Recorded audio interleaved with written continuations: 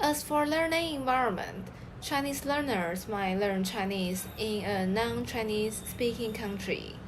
A Chinese-speaking environment is impossible or extremely difficult to create and maintain. Therefore, Chinese learning relies heavily upon the learning environment. The more immersive in a Chinese environment a learner is, the more advantageous it is for a learner's language absorption. Living in an authentic Chinese-speaking society, a replication must be made through the strict implementation of Chinese only in my classroom.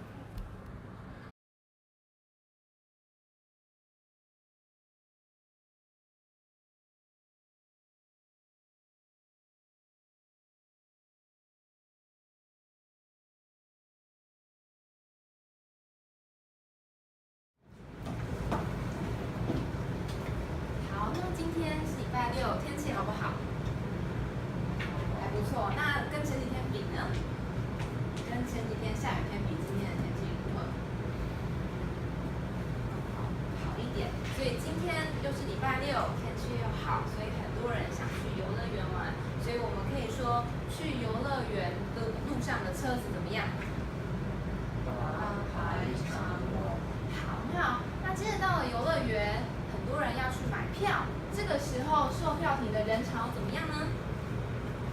怎么样？大排长龙。好，人潮也是跟我念一遍。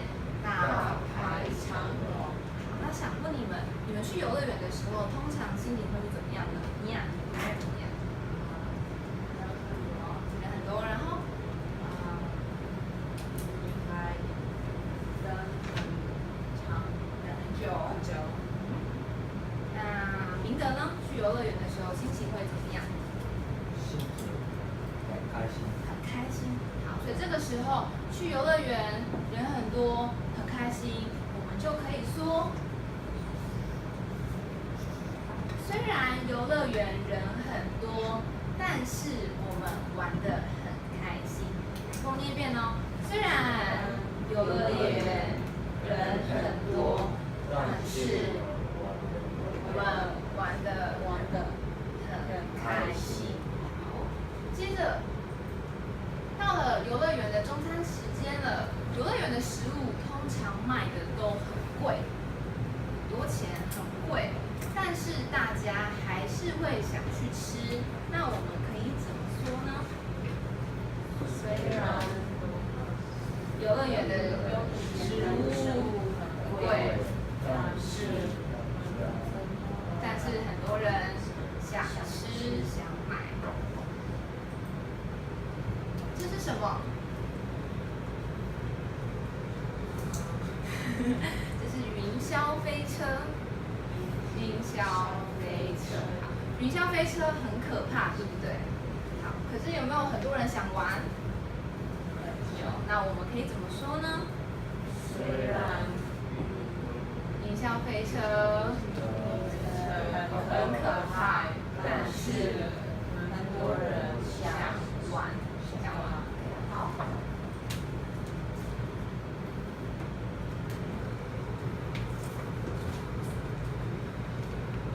接着，很快周末过去了，又是礼拜一了。礼拜一要来上中文课。那看这边，那个字好不好写啊？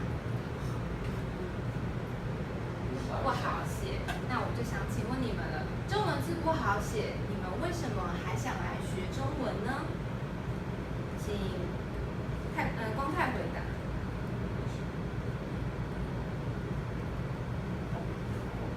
有什么？有空，有时间。还有呢？哦，你喜欢中文字。好，这个时候我们可以怎么说呢？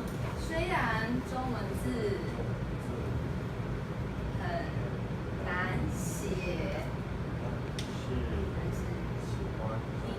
你喜欢写中文字。好，那可以跟我念一遍吗？虽然中文字很难写，但是光泰喜欢写中文。虽然中文字很难写，但是光泰喜欢写中文。下明德，中文字难写，为什么他喜欢写中文字呢？你问他。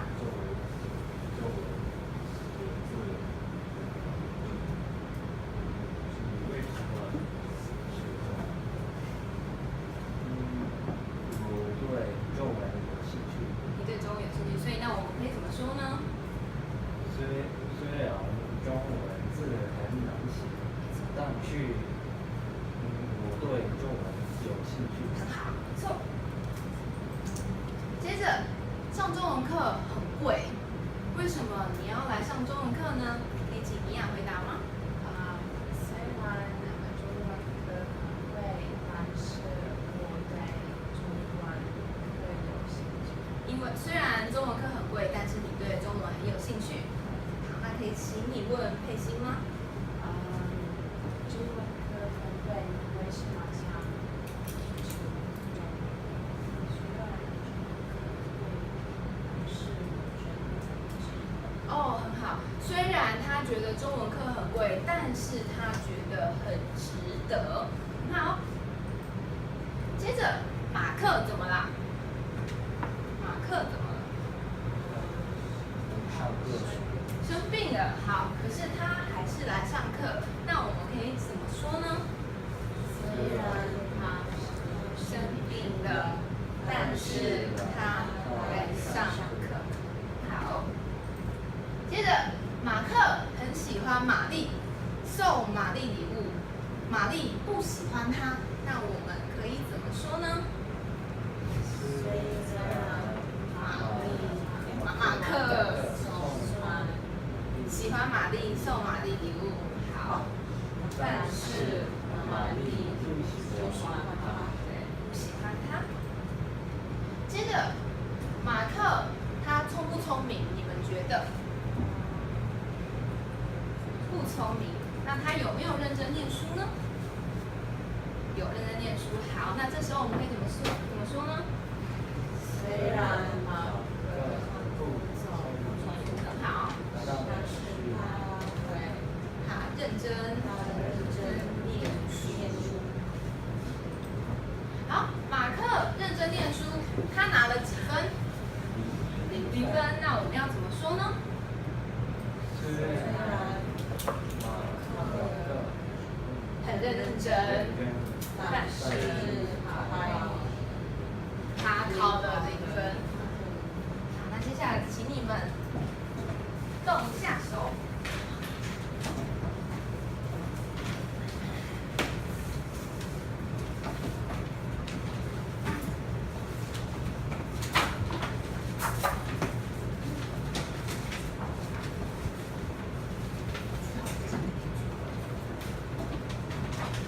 你们上去4个空格填他觉得该有的位置。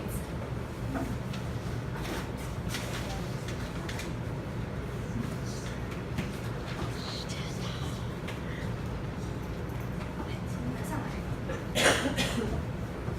放你们觉得他该有的位置，上来放这边的空格，这4个空格可以帮我放他该有的位置。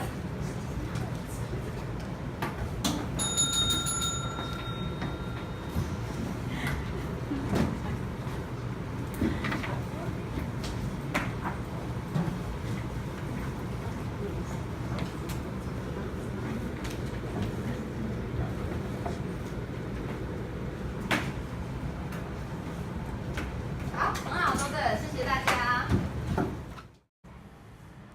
As a Chinese teacher in an American education institute, I will implement the following.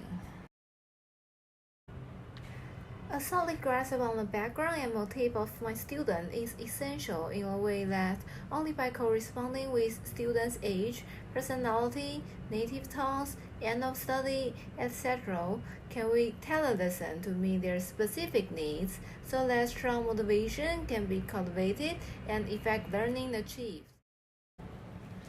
The 5W1H analysis should be enacted to review key aspects of teaching and plan an achievable course. It's a fact that an enthusiastic instructor with a lively curriculum is well received by students. As such, I creatively design my courses with the goal of making them dynamic. It proves to maximize absorption of the language material I prepare and prevent overload. I urge myself to live up to my expectations and to develop all of these fundamental qualities required to be an even better Chinese teacher.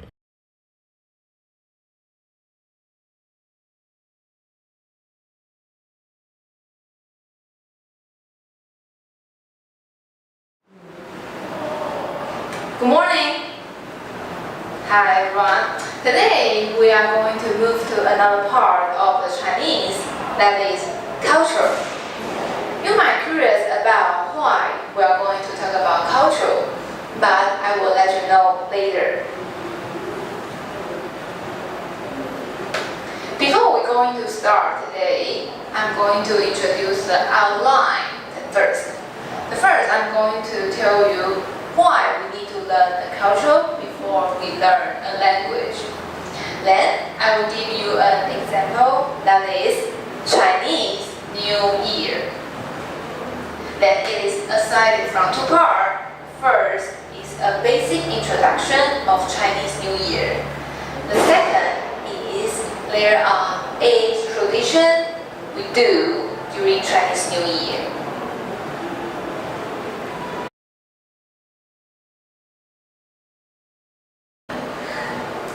Language is a vessel for culture, and culture is an intrinsic property of a language. Chinese teachers are usually viewed as ambassadors of Chinese culture.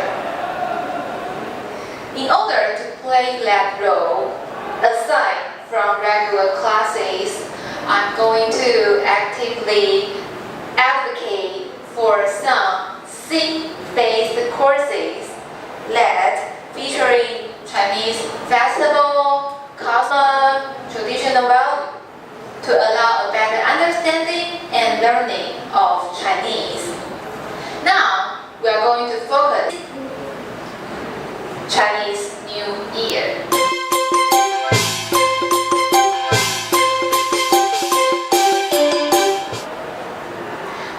When referring to Chinese New Year, we are going to talk about the traditional custom at Chinese New Year. First is the basic introduction to Chinese New Year and its origin, and the second is the 8 customs we do during Chinese New Year. So, what is Chinese New Year? Do you know that? So, can you give me a brief explanation about Chinese New Year? What is your first impression about it? It's a festival during the end of winter. Yes. Around. That signals the start of the new year. And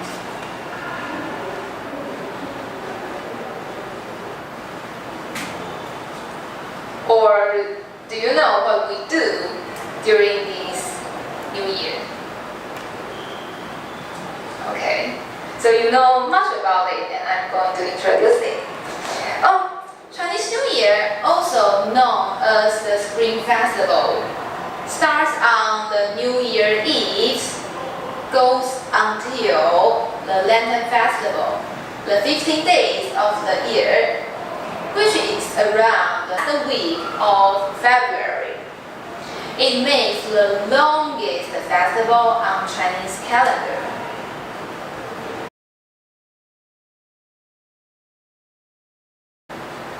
Then here comes an interesting story about Chinese New Year. Do you know that? yeah. Good, okay. According to the myths and legends, Chinese New Year originated from a mythical beast that is called Nian. Nian would come on the first day of the new year to devour livestock, crops, villagers, and especially children.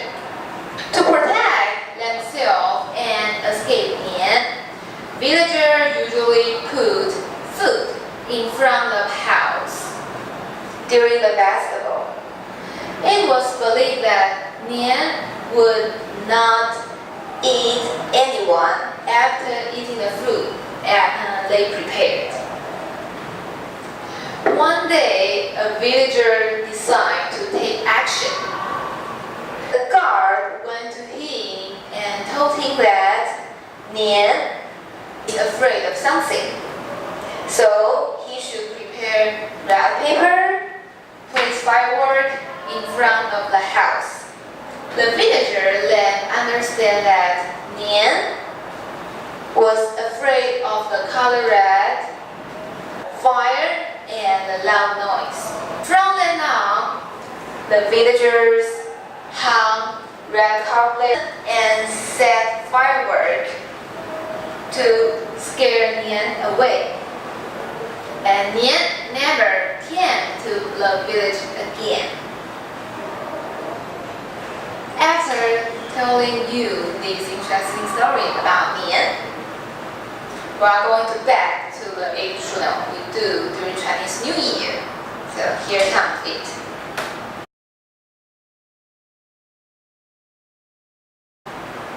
The first custom we do is 春节大扫除, spring cleaning. It is also traditional for every family have to participate in spring cleaning every year. It means getting rid of the old and bringing in something new. By thoroughly cleaning the house, people hope to sweep away ill form and make way for the incoming luck. So could you read it? 大扫除. 大扫除. Good. The second tradition custom in Chinese is hanging up spring carpet. So could you read it? 贴春联. 贴春联. Good. Okay. Spring carpet are paired phrase typically of 7 characters. 1, 2, 3, 4, 5, 6, 7. It is written on black paper in black ink.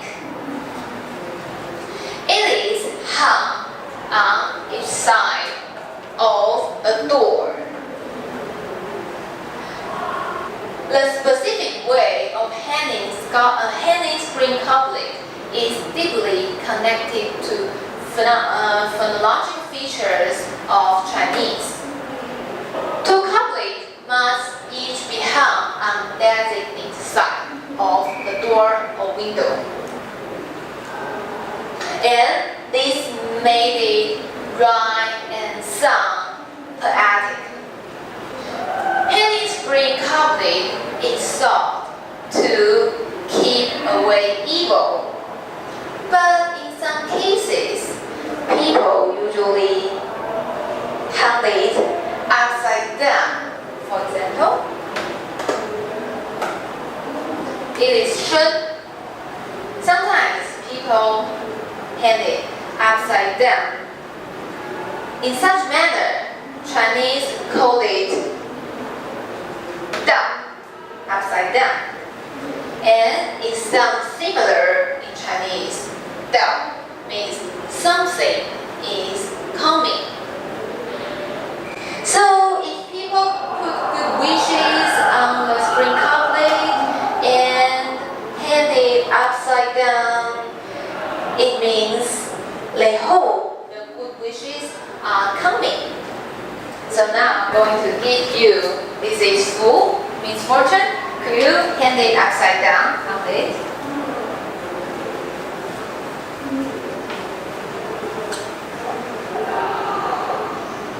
Oh, good.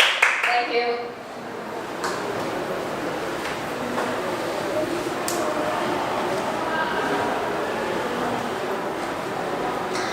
And some people now nowadays still ride the spring couplet to experience this meaningful tradition, but for convenience, some people just buy it on the market.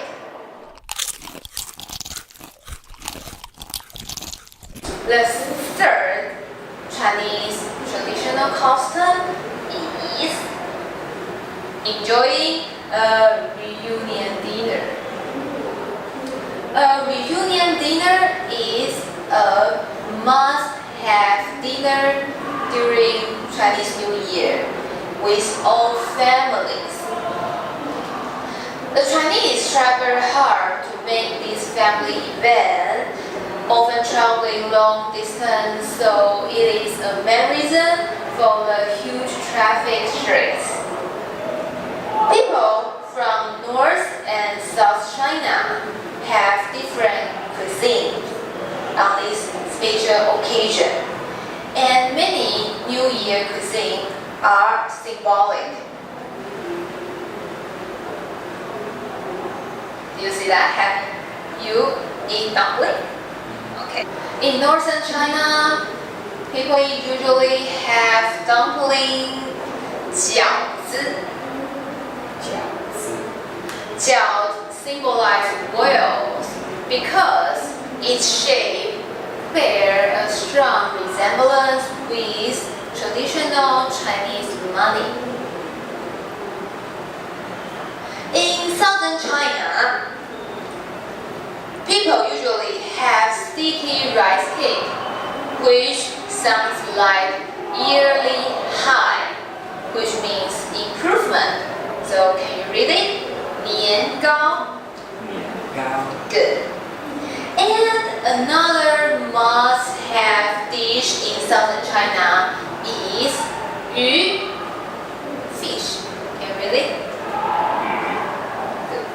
鱼, the pronunciation in Mandarin of 鱼 sounds similar to the word extra.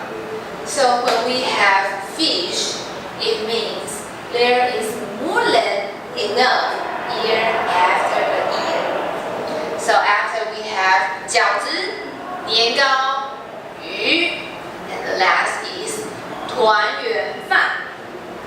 团圆饭. Good.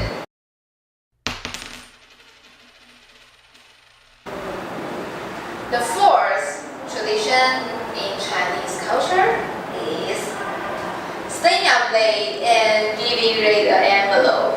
Do you know what is Ray the envelope?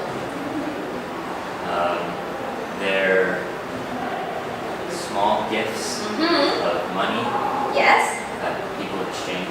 Okay, good, you got it. So during the Chinese New Year, parents or elderly usually give red envelope with money in them to children.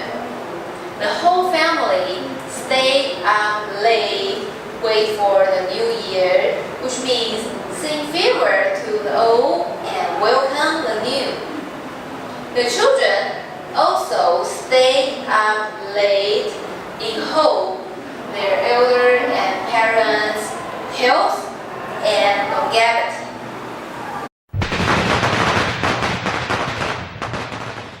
Traditional Chinese custom is setting of Firecrackers. when the New Year clock strikes at midnight, people usually Setting of firecrackers. for celebration, symbolizing getting rid of bad luck and bringing in good ones. So could you read it? 鞭炮. 鞭炮. Good.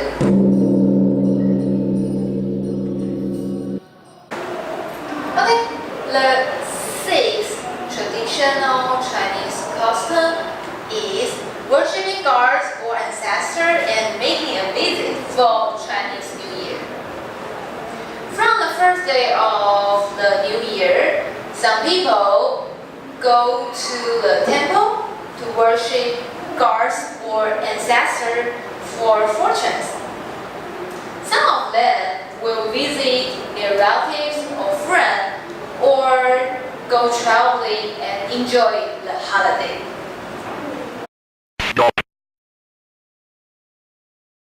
The seventh Chinese traditional custom avoid some word. It is New Year taboos. We avoid saying some negative word such as 死, dying, 病, illness. In some places, breaking a plate or bowl is also a taboo. So if you break a plate, your parents or elder might immediately wrap it in red papers and murmur some auspicious word such as 岁岁平安. This asks for security and safety and every year. 岁 is also a homophone of the word 岁, which means broken and shattered. So when your dish or bowl is broken or shattered, you say your every year is safe to avoid the negative meaning. Also, people do not carry the garbage out or clean the house in order to avoid to sweep the good luck away.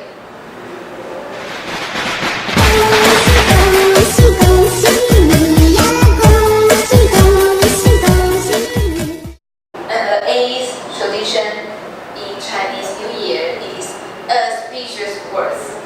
So when referring to Chinese New Year, it is a thing that you don't want to miss and something deserves your attention. This auspicious word is what we usually say during New Year. The first one is 恭喜发财. 恭喜发财. Yes, and it is the 恭喜发财 spring couplet here. 恭喜发财. It means wish you fortune and prosperity.